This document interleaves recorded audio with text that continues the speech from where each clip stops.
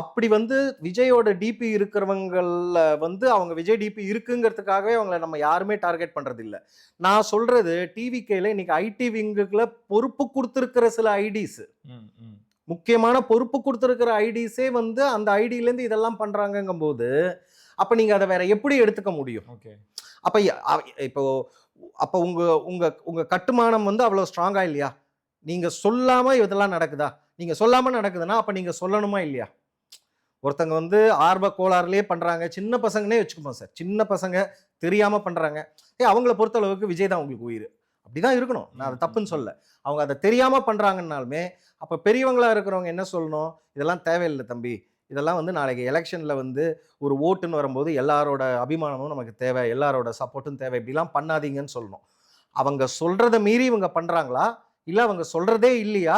இல்ல அவங்க இப்படிலாம் பண்ணுன்னு சொல்றாங்களாங்கிறதே தெரியல. ஓகே. இது எப்படி